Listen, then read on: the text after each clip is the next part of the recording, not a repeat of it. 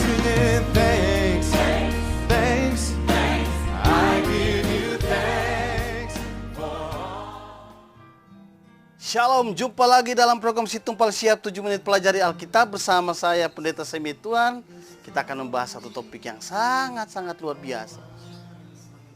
Manusia sama dengan binatang. Wah. Tema ini diberikan oleh seorang sepuh jemaat atau tua-tua jemaat.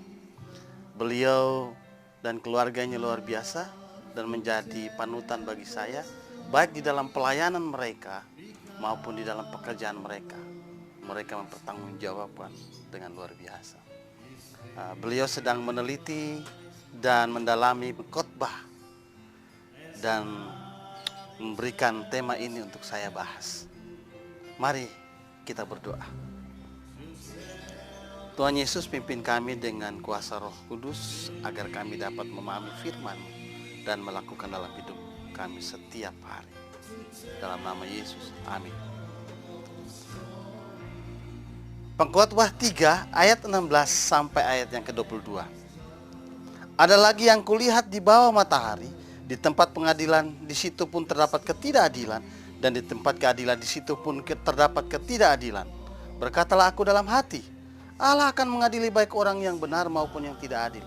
Karena untuk segala hal dan segala pekerjaan ada waktunya.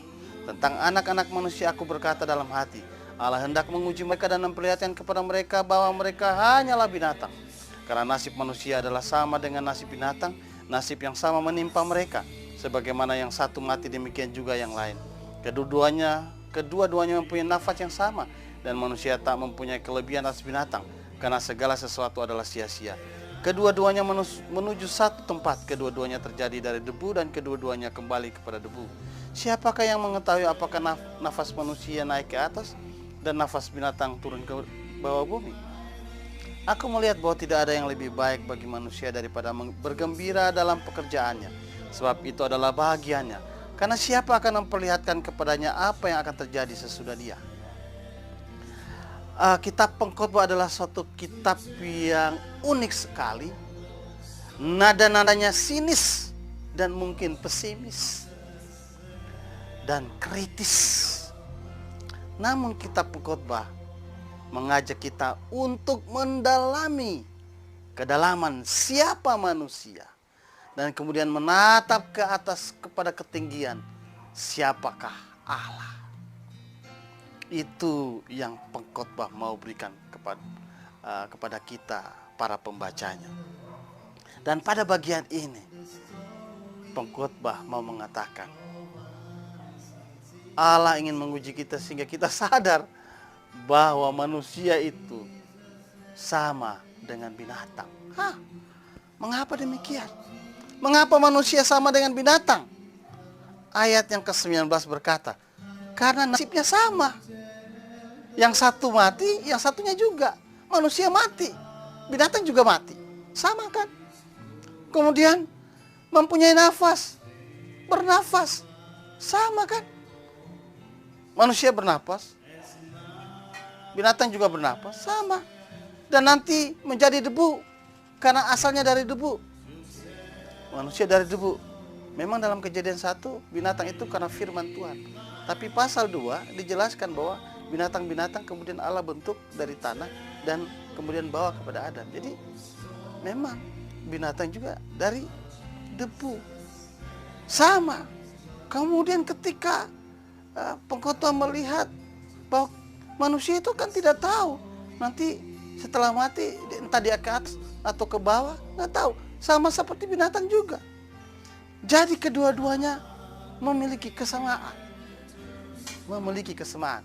Itu bukan berarti tidak ada perbedaan. Ingat ya, memiliki kesamaan. Apa yang membuat sama? Manusia sama dengan binatang. Itu kalau manusia tidak sadari dalam ayat yang ke-17. Allah akan mengadili baik orang yang benar maupun yang tidak adil. Yang pertama, manusia sama dengan binatang. Kalau ketika dia hidup, dia tidak sadar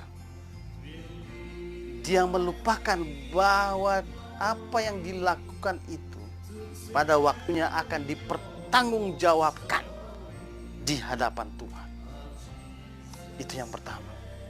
Kemudian, manusia sama dengan binatang. Jika ayat yang ke-22, aku melihat bahwa tidak ada yang lebih baik bagi manusia daripada bergembira dalam pekerjaannya, sebab itu adalah bahagianya. Karena siapa akan memperlihatkan kepadanya apa yang akan terjadi sesudah dia. Ini mengulangi ayat yang ke-13. Dan bahwa setiap orang dapat makan, minum, dan menikmati kesenangannya dalam segala jerih payahnya, itu juga adalah pemberian Allah. Jadi, orang itu akan sama dengan binatang. Kalau dia tidak menikmati hasil kerjanya dan mengakui itu sebagai pemberian Allah, bahwa apa yang didapatkan itu adalah pemberian Allah, segalanya dari Allah. Jika orang tidak sampai ke situ, dia sama seperti binatang. Nah, apa yang kita pelajari dari bagian ini? Pengkhotbah mau mengatakan buat kita sekalian bahwa apapun yang kita perbuat haruslah di dalam ketundukan kita bahwa kita akan mempertanggungjawabkan segalanya pada Dia, dan juga bahwa nikmati segalanya itu sebagai ucapan syukur bahwa itu adalah pemberian Allah. Jangan sombong, jangan menganggap bahwa kita sudah menikmati semua dan kita mendapatkan kebahagiaan dan lupa bahwa itu adalah pemberian Tuhan. Jangan sampai itu.